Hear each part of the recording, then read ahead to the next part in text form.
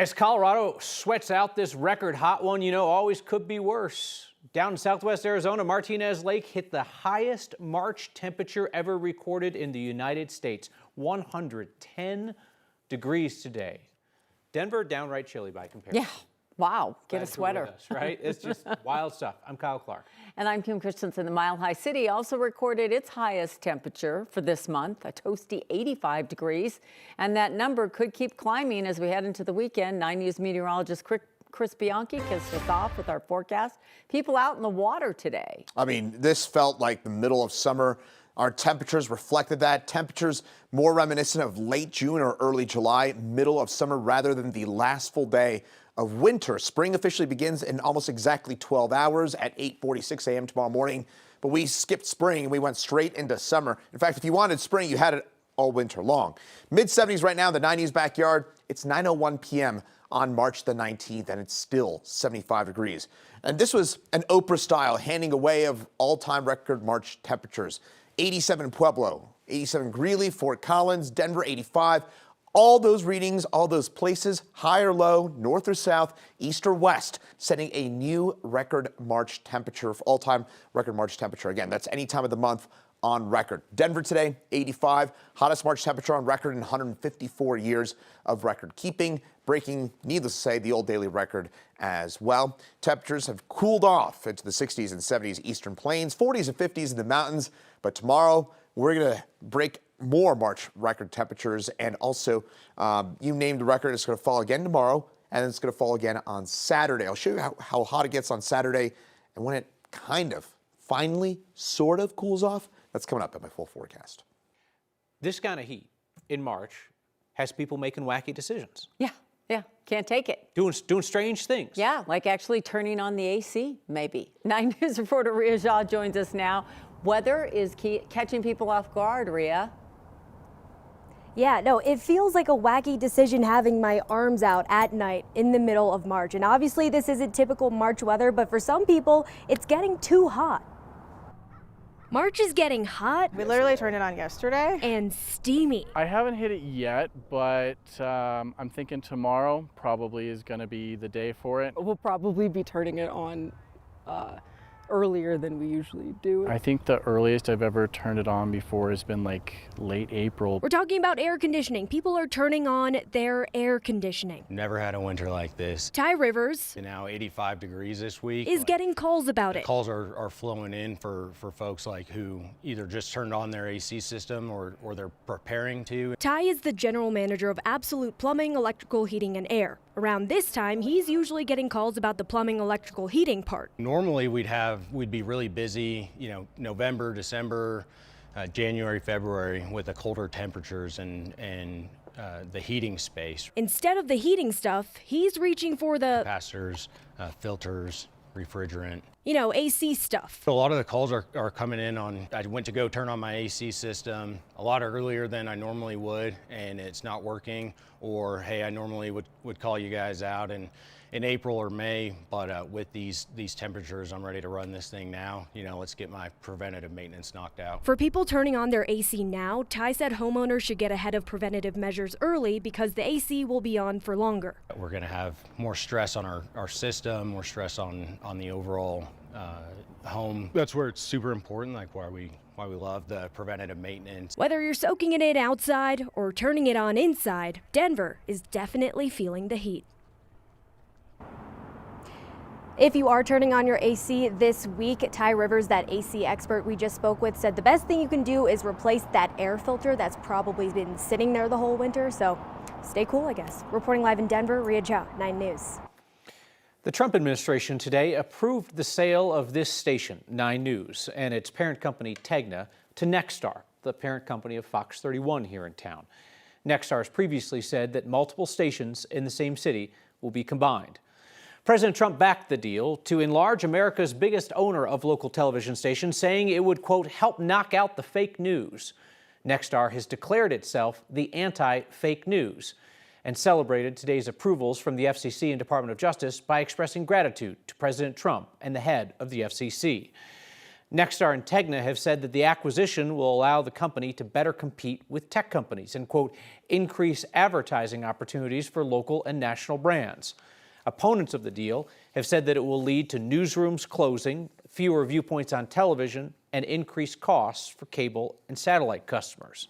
Democratic attorneys general in 8 states today, including Colorado, filed a lawsuit in a last-ditch attempt to block the deal. They're citing anti-monopoly grounds.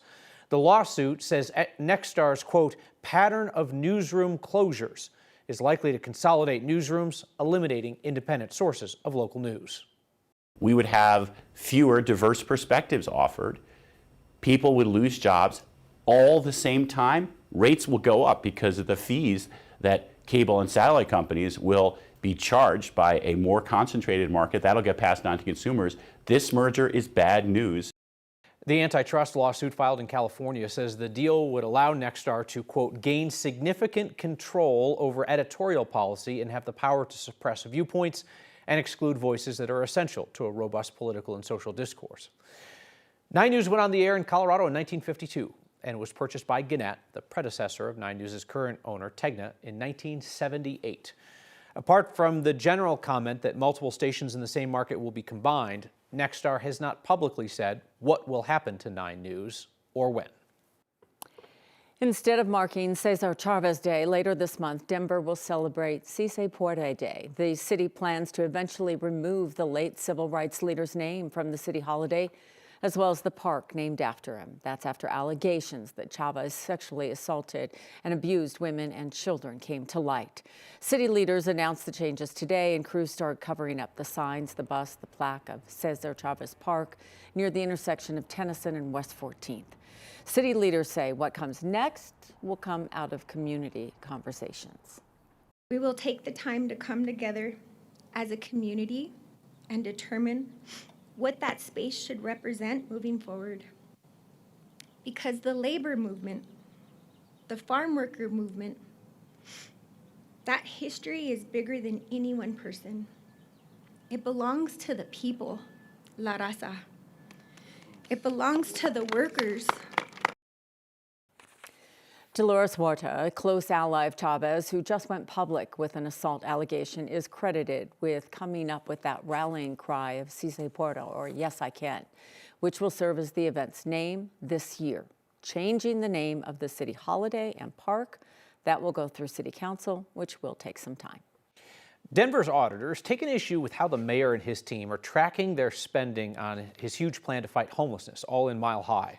An audit released today found the city has no formal process of tracking the expenses of the program. It also said the program lacks necessary planning to ensure effective use of taxpayer money and is using data the auditor says can't be verified to determine success. The audit made 12 recommendations. Mayor's office disputes 5 of them. An audit is a little bit like a dental exam. Like the dentist comes in and talks about the one tooth that's got some challenges, not the 31 teeth that are in good shape. The auditor says all in Mile Highs cost $20 million more than the city's accounting when you figure in rental assistance, emergency hotel vouchers, and cold weather shelters. The mayor's office says those costs should not be included because they're not directly part of the homelessness initiative. Colorado will soon be paying its respects to a soldier from Fort Carson killed in the war against Iran. Staff Sergeant Benjamin Pennington was the 7th soldier confirmed to have died in the war. The 26-year-old was from Kentucky. There will be a public procession in that state tomorrow, followed by a funeral Saturday. Colorado's governor has ordered flags to fly at half-staff from sunrise tomorrow until sunset Saturday. A midday explosion at a gas station in Denver is under investigation. This happened at a Shell station near 5th Avenue and Bryant Street, sending 2 people to the hospital.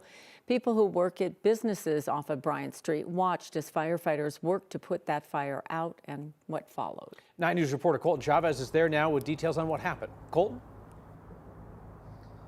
Yeah, Kyle, as you can see, this section of Bryant Street is still closed down as they have the entire gas station gated off. We also have Excel workers. They've been here for the last couple of hours, and it looks like they're going to continue working into the night. As for these neighboring businesses, they say today gave them a memory they won't soon forget. It was a normal morning, and then all of a sudden we heard a crash. We do a lot of loud stuff in the shop here, so sometimes you don't even give it a second thought. Imperial Sport Bikes keeps things moving at full throttle. But Mike Sparrow says this was a different kind of speed altogether. I went out front, look around, and there are flames and just giant plume of smoke coming from the gas station on the corner. That's a gas station. They have fuel pumps, and you know, that could spread quickly. Denver fire investigators say a natural gas explosion ignited that Shell station at 5th and Bryant. 2 people inside were injured, and the building is so badly damaged, firefighters could not go inside. Immediately, we closed our doors because it was pretty toxic. It was ash in the air and smell. Along with the thought of what could happen if the fire had spread. There's no way we could get all of our motorcycles out in time. So yeah, we were very concerned with the amount of stock we have. Crews were able to put the fire out within a few hours. For the shop that knows speed, well, the Aprilia RSV4, which is our most powerful bike, will top 200 miles an hour. Sparrow says when it mattered most, Denver Fire was the fastest thing on the road. Oh, they were at MotoGP speeds. They were here right away. They took care of it. They knocked it out. I checked in with the Denver Fire Department before we went on air tonight, and they told me once again that they believe it's a natural gas explosion, but they also told me they believe it started somewhere inside the building, and they say those 2 people that were injured, they believe were also inside that building when it happened. Live in Denver, Colton Chavez, 9 News.